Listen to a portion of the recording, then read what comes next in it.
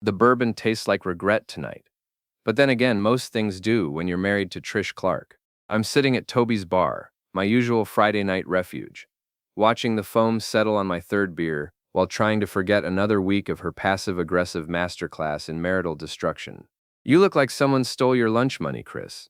Billy Jones slides onto the bar stool next to me, his locksmith uniform still carrying the scent of WD-40 and honest work. Unlike me, Billy never pretended his life was something it wasn't. Worse, my wife's going on another girls' weekend. I signal the bartender for another round. Third one this month. Apparently, Connecticut casinos have become the new spa experience.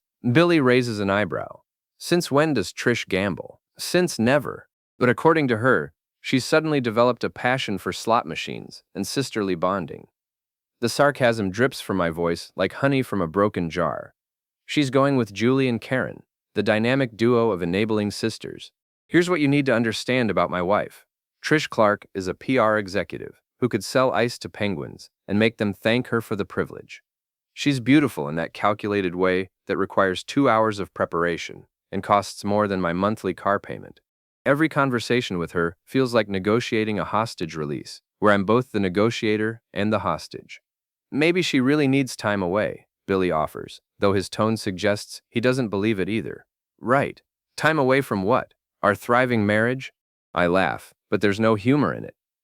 We haven't had a real conversation in months.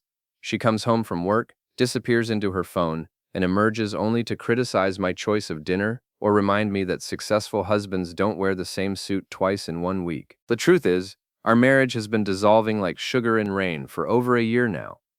It started with small things, forgotten anniversaries, canceled plans, conversations that felt more like business meetings than intimate exchanges between people who once promised to love each other forever. Now we're roommates who share a mortgage and a mutual talent for avoiding difficult conversations. So what's the problem with the casino trip? Billy asks. The problem is that Trish has been acting strange all week. Secretive phone calls, sudden interest in weekend getaways, and this morning I caught her practicing what sounded like a rehearsed explanation about spa treatments and sister time. I take another sip. Plus, she's been too busy to give me any real details about where they're staying or what they're doing. My phone buzzes with a text from Trish. Having amazing time with girls. Spa was incredible. Going off-grid for rest of weekend. Love you. The message feels as genuine as a $3 bill. Trish hasn't said love you without prompting in 6 months, and she's never voluntarily gone off-grid in her life.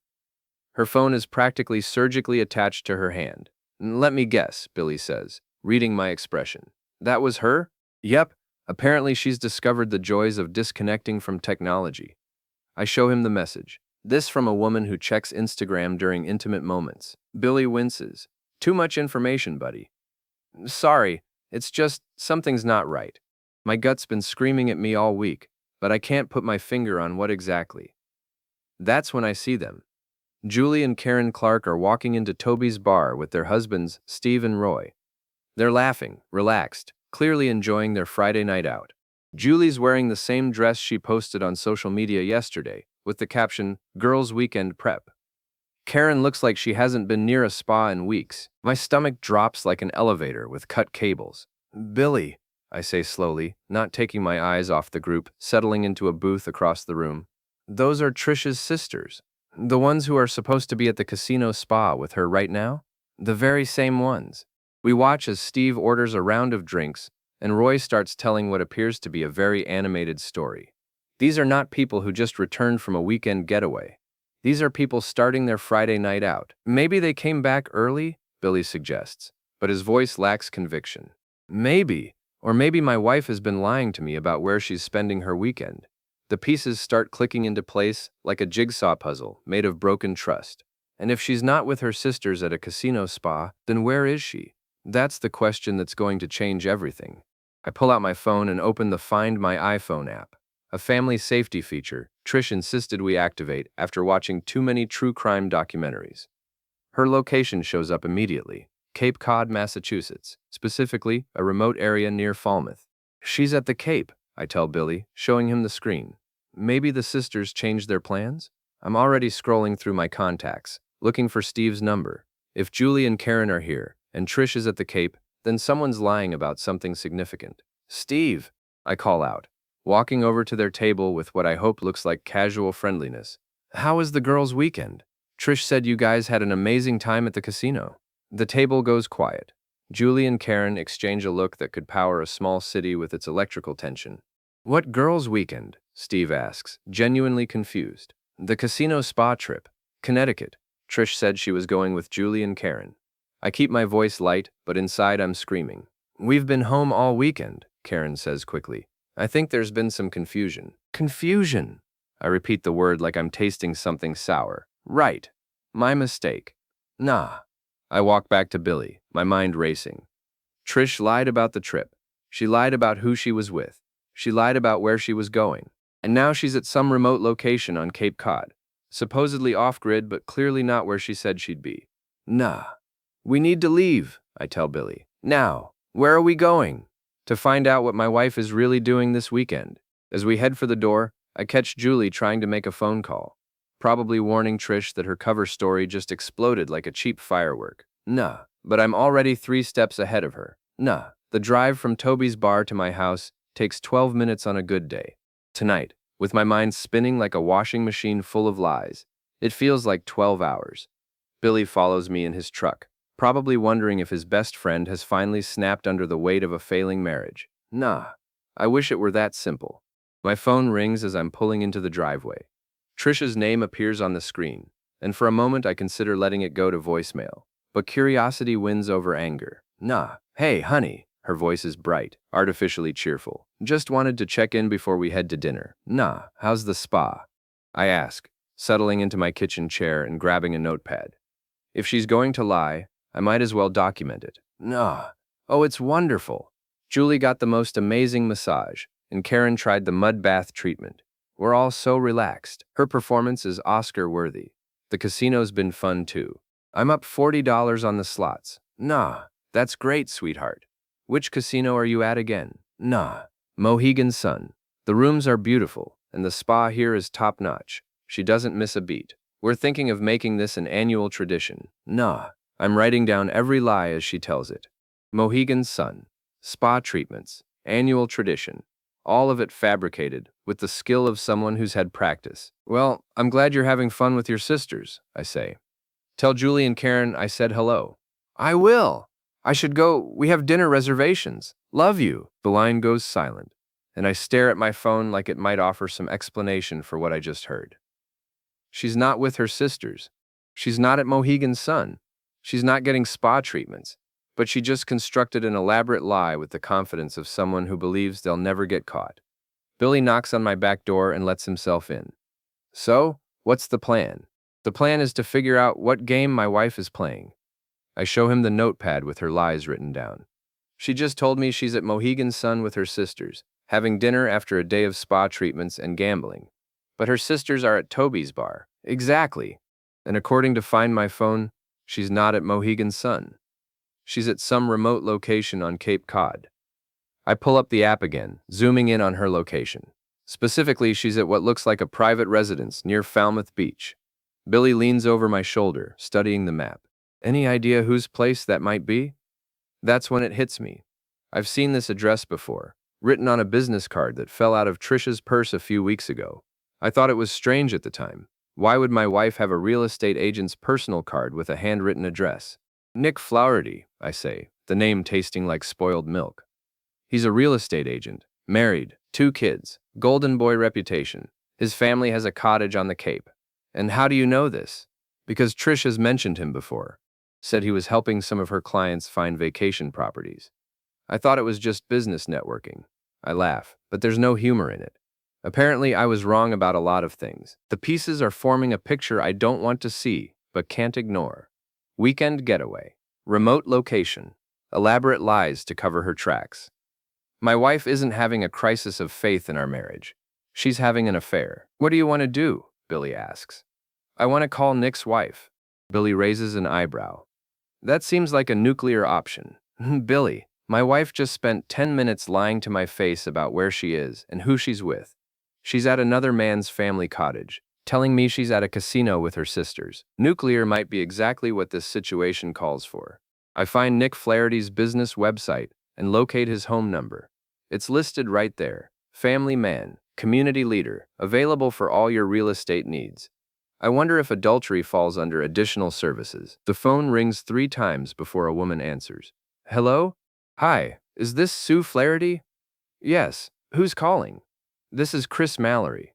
I think we need to talk about our spouses. There's a long pause. I'm sorry, what? My wife is Trish Clark. Right now, she's at your husband's family cottage on Cape Cod. And she's told me she's at a casino with her sisters. I'm calling because I think you deserve to know what's happening. Another pause, longer this time. When Sue speaks again, her voice has changed completely. Where exactly are they? I give her the address from the Find My Phone app. I can send you a screenshot if you want proof. That's my mother-in-law's cottage. Nick said he was going there alone this weekend to do some repairs before the summer season. Her voice is getting steadier, more controlled. He left yesterday morning with a bag full of tools and a promise to call me tonight. Has he called? No, but I wasn't worried because cell service can be spotty out there. She pauses. How long has this been going on? I don't know. I just figured it out tonight when I saw her sisters at a local bar. They were supposed to be on this casino trip together. I find myself feeling sorry for this woman I've never met. I'm sorry to be the one telling you this. Don't apologize. I'd rather know than live in ignorance. Sue's voice has an edge now, sharp and focused. What are you planning to do about it? I honestly don't know. Part of me wants to drive down there right now and confront them both. That would be satisfying, but it wouldn't be smart. They'd just deny everything, and we'd look like the jealous, paranoid spouses. Sue is quiet for a moment. I have a better idea. I'm listening. Let them have their romantic weekend. Let them think they're getting away with it. But starting Monday morning, we make sure they both pay for what they've done. There's something in her tone that tells me Sue Flaherty is not someone to underestimate. What did you have in mind? I'm thinking public humiliation, social destruction, and financial consequences. All perfectly legal, all completely deserved. Her voice is calm, controlled, and absolutely terrifying. Are you interested in a partnership, Chris? I look around my kitchen. The kitchen where Trish and I used to have coffee together every morning, where we planned our future, where she kissed me goodbye on our wedding day. All of it feels like ancient history now. Yes, I tell Sue. I'm very interested. Good. Don't call or text your wife tonight. Act normal. Let them think they're safe. Sue's voice has the confidence of someone who's already 3 steps ahead. Tomorrow morning, we start taking their world apart piece by piece. After I hang up, Billy looks at me with something between admiration and concern. You sure about this? Billy, my wife just spent our entire phone conversation lying to me, while she's probably in bed with another man. She's made me complicit in my own humiliation. I close the notepad and put it in my kitchen drawer. I'm sure. What happens now? Now we wait. And tomorrow, Trish and Nick learn what happens when you underestimate the people you've betrayed. I sleep terribly that night, but for the first time in months, I sleep with purpose. Saturday morning arrives, with the kind of gray sky that matches my mood perfectly. I wake up to a text from Trish, sent at 11:47 p.m. Having so much fun. Wish you were here. Casino night was amazing. The timestamp tells me everything I need to know about what she was really doing at 11:47 last night. And it wasn't playing slot machines. Billy arrives at my house at 9 a.m. with coffee and a toolkit.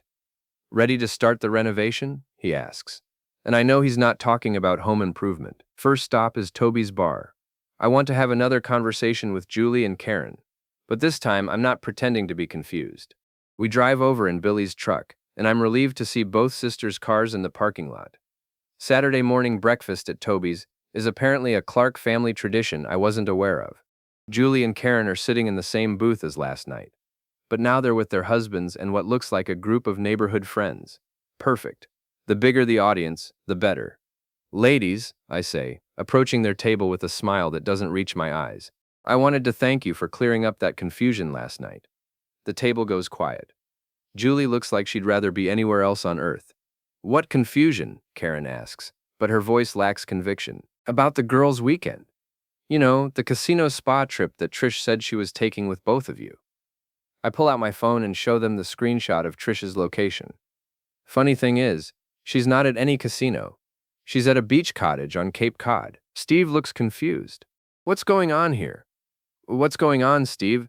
Is that your wife has been helping my wife cover up an affair?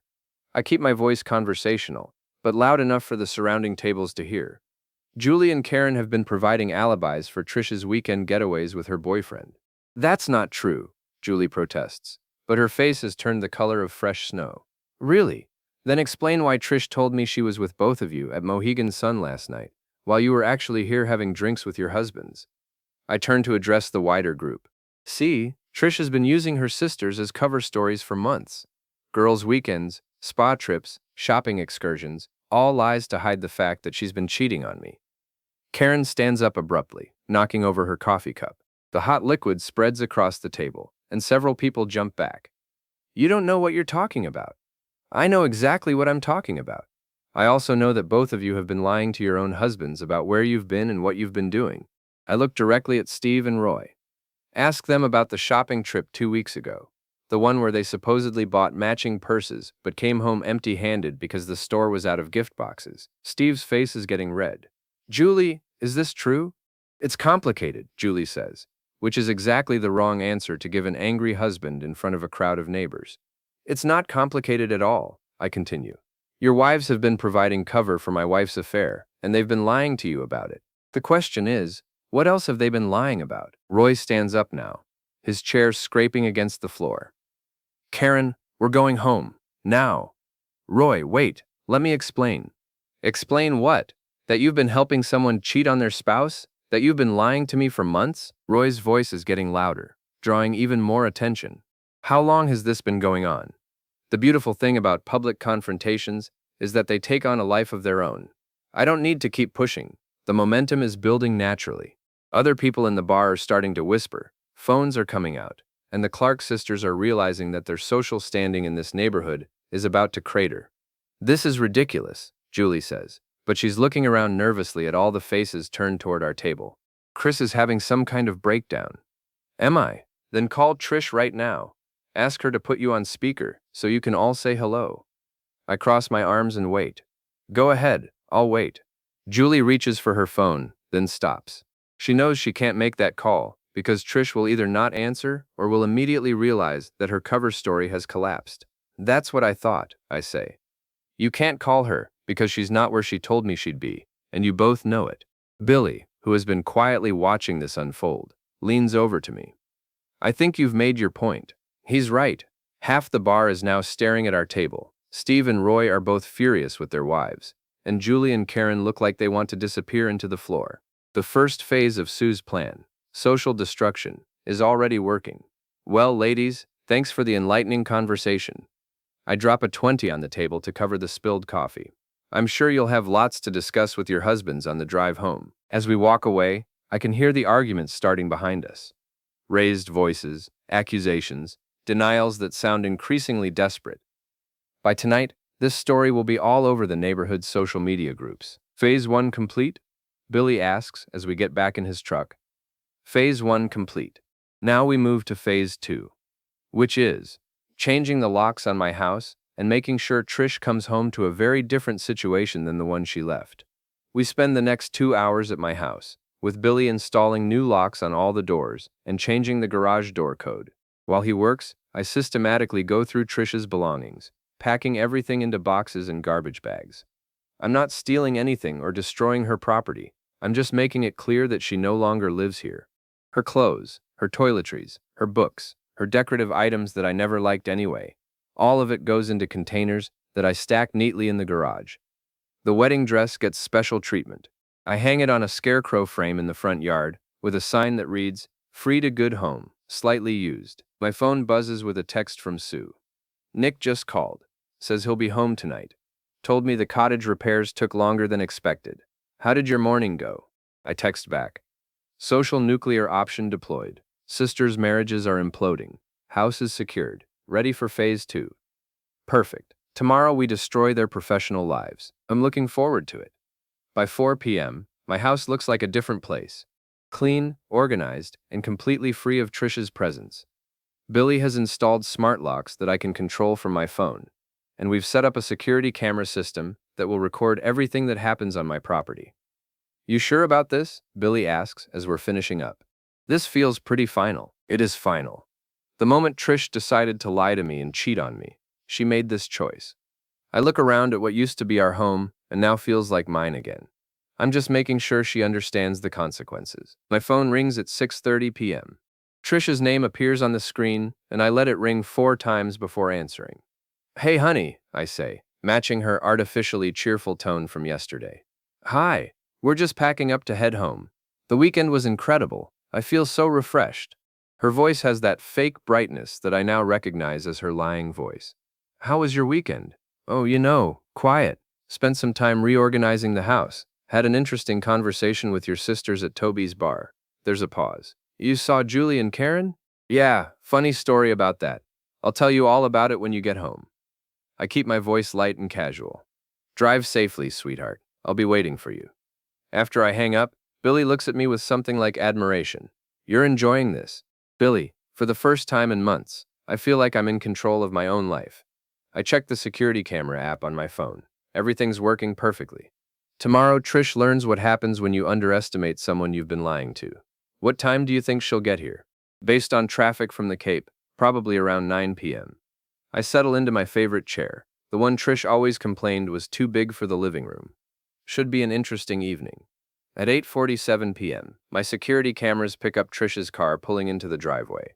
She sits in the car for several minutes, probably on the phone with Nick or her sisters, trying to figure out how much trouble she's in. Finally, she gets out and walks to the front door.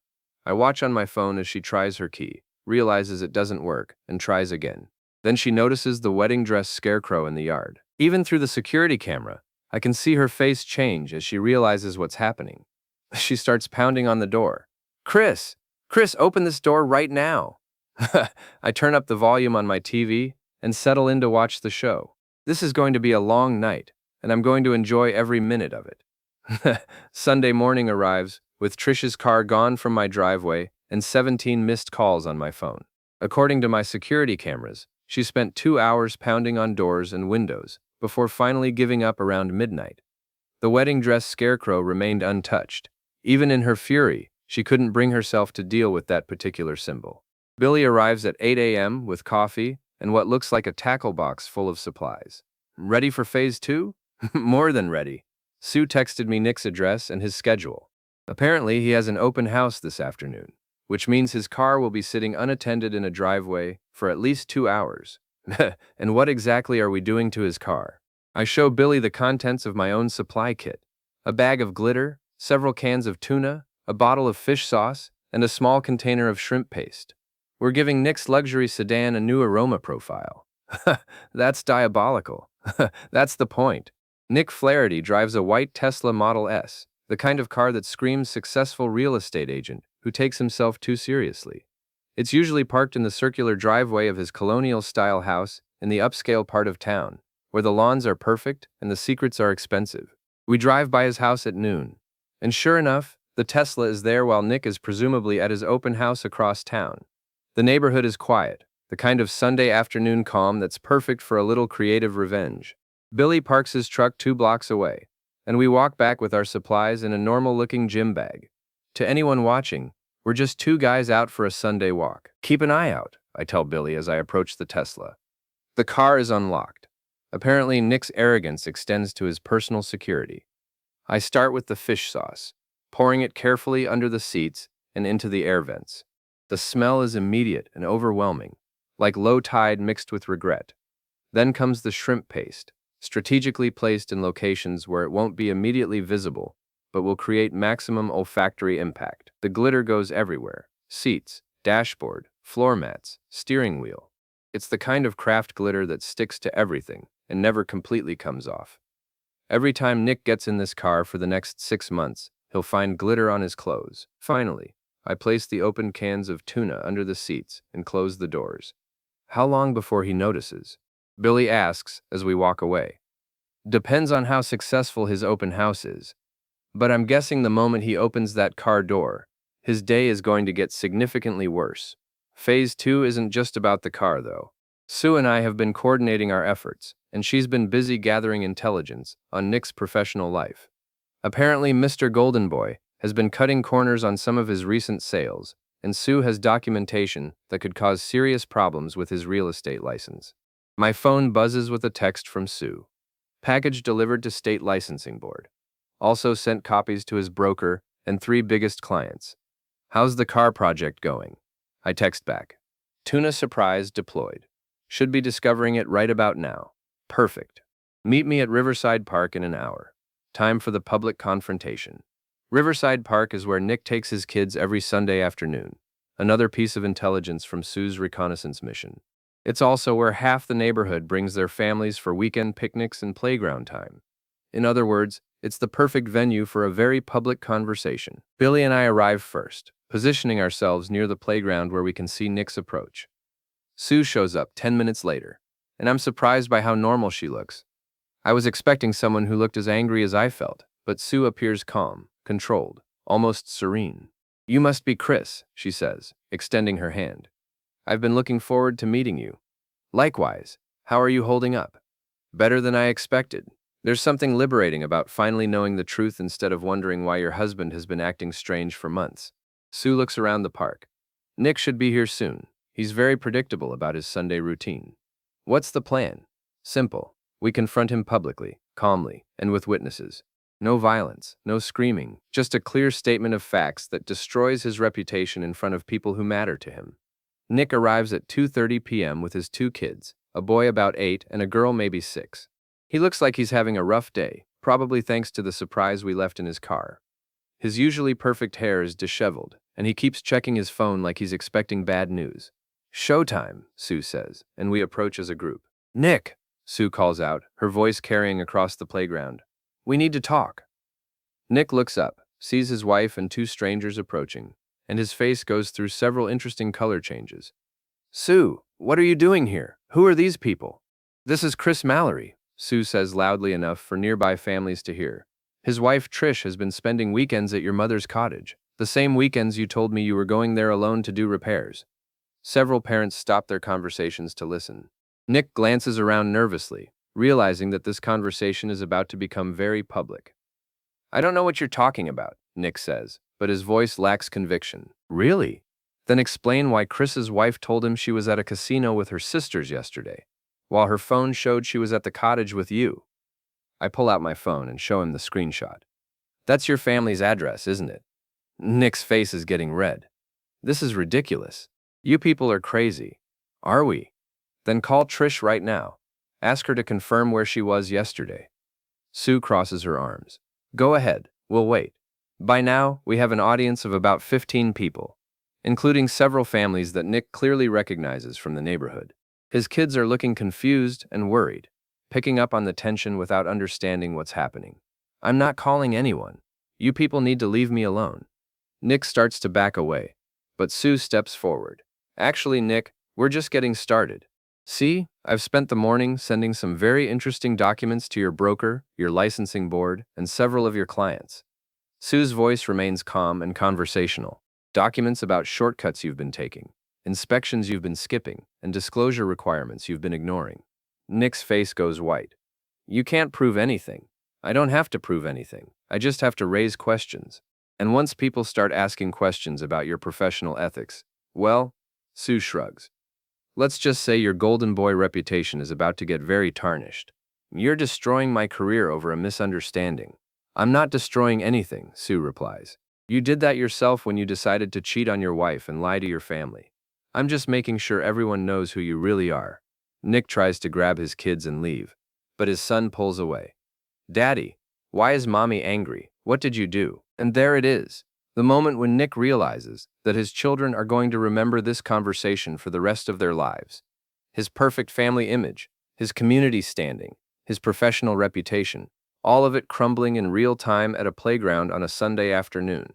This isn't over, Nick says, but his voice has lost all its authority. You're right, I tell him. It's not over, it's just getting started. As Nick hurries away with his confused children, I notice several people in the crowd taking pictures and videos with their phones. By tonight, this confrontation will be all over social media, and Nick's reputation will be in ruins. Phase 2 complete? Billy asks. Phase 2 complete, Sue confirms. Tomorrow we finish what we started. My phone buzzes with a text from Trish. We need to talk. I'm staying at Julie's tonight, but this isn't over. I show the message to Sue, who smiles for the first time all day. Tell her you're looking forward to the conversation, Sue suggests. But don't tell her when or where it's going to happen. I type back. Absolutely. We have so much to discuss. I'll be in touch. Then I turn off my phone and head home to prepare for the final phase of our plan. Tomorrow, Trish learns what happens when you underestimate someone you've been lying to for months. Monday morning brings rain and the kind of gray sky that matches my mood perfectly. I wake up to 14 missed calls from Trish and a voicemail that's equal parts anger and desperation. Chris, you can't just lock me out of my own house. This is insane. Call me back immediately. But Trish isn't my priority this morning. Sue and I have bigger plans. I arrive at my law office at 7 a.m., 2 hours before anyone else, and spend the time preparing what I'm calling the Truth Campaign. It's amazing how much damage you can do with nothing but facts, email addresses, and a talent for clear communication. Sue meets me at 9 a.m. with a folder full of documents and a laptop bag. Ready for the professional destruction phase? More than ready. I've got the email list from our wedding, 247 people, including family, friends, colleagues, and neighbors, plus contact information for Trish's entire professional network. And I've got documentation of Nick's corner cutting, copies of his inappropriate text messages to multiple women, and a timeline of his lies over the past 6 months. Sue opens her laptop. By